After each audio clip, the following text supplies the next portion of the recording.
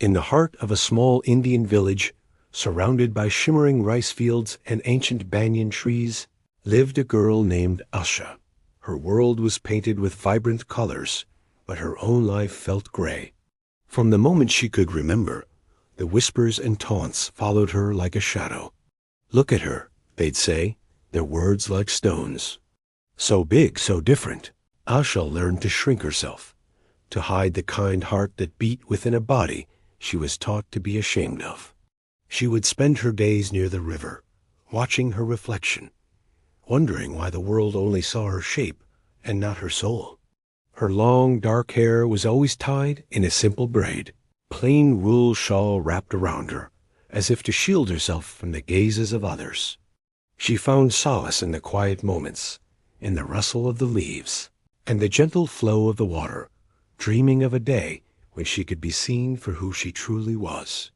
One cold winter afternoon, as the sun began to set, casting a golden glow over the frost-covered fields, a sight appeared that was straight out of a storybook. A young man, clearly a noble, was slumped over his magnificent white horse. He was lost, exhausted, and shivering. The villagers watched from a distance, hesitant to approach royalty in such a state. But Asha, seeing his distress, felt a pull stronger than her own fear and insecurity. Pushing aside the years of hurt, she walked towards him. She didn't see a prince. She saw a person in need. With gentle hands, she offered him a flask of warm water and a piece of bread she had saved. She then unfolded the spare winter clothes she always carried, a small act of preparedness that would change her life forever. For the first time, someone looked at her, truly looked, and saw not her size, but the immense kindness in her eyes. His name was Arjun, and in that moment he saw a queen. Arjun stayed in the village to recover, and in those few days he became Asha's first real friend. He listened to her stories, her pain, and the dreams she had locked away. He told her, "Your heart is the most beautiful thing I have ever seen. Why do you let the words of others dim its light?" His encouragement was a seed planted in the barren soil of her self-esteem. He saw the strength she possessed, the resilience that had allowed her to endure so much cruelty. He didn't promise to change her.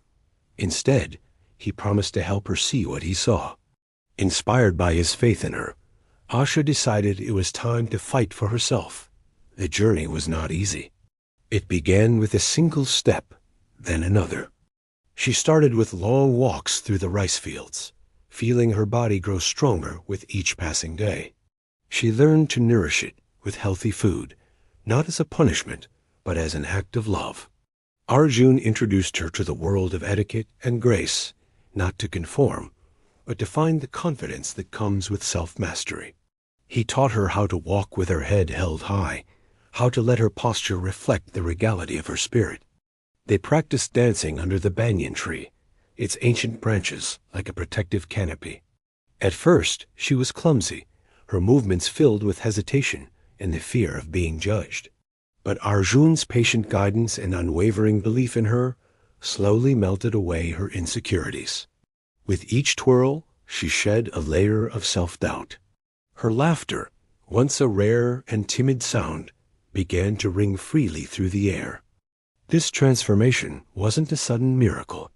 It was a slow, arduous process. There were days she wanted to give up, days when the old whispers echoed in her mind. But she would look at her reflection and see a flicker of the person she was becoming: strong, determined, and finally proud. She was no longer hiding. As the annual Beauty of the Valley festival approached, a buzz of excitement filled the village. It was a competition that had always been a source of pain for Asha, a public celebration of the very standards that had been used to torment her.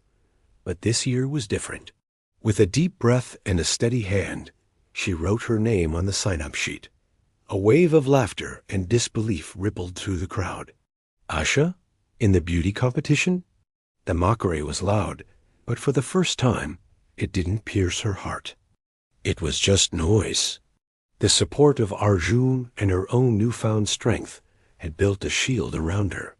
She spent the final weeks preparing, not to win, but to stand on that stage as her true self, a testament to her journey.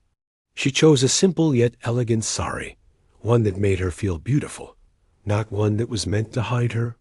Her focus was on her speech, on the words she would share about courage, kindness, and overcoming the darkness of bullying.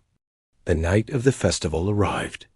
The stage was lit, the air thick with anticipation. One by one, the contestants walked the stage, adorned in fine silks and jewels. Then the host announced her name, Asha. A hush fell over the crowd as she emerged from the shadows.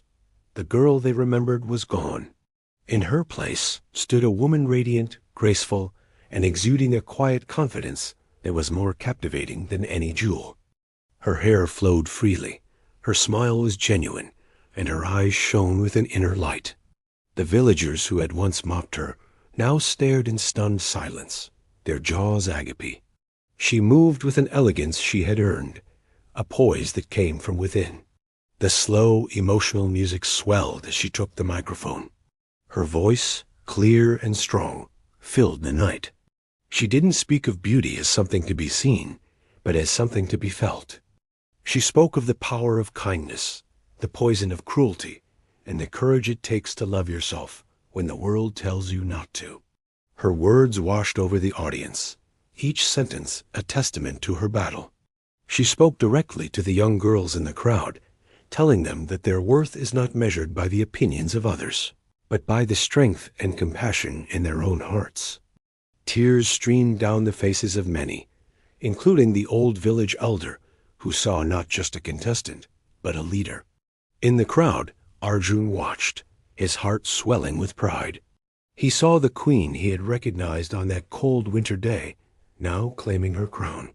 When the time came to announce the winner, there was no doubt. The host's voice rang out, "The new queen of the Valley Festival is ... Asha." The crowd erupted, not in polite applause, but in a thunderous, emotional roar of approval and respect. As the crown was placed on her head, Asha looked out at the faces of her village, no longer with fear, but with love and forgiveness. She realized the prince hadn't saved her. He had simply given her the key to unlock the strength that was always inside her. True beauty wasn't something she had defined. It was what she was made of all along. She was, and always had been, a queen in her own right. Thanks for watching. If this story moved you, please like, share, and subscribe for more inspiring content.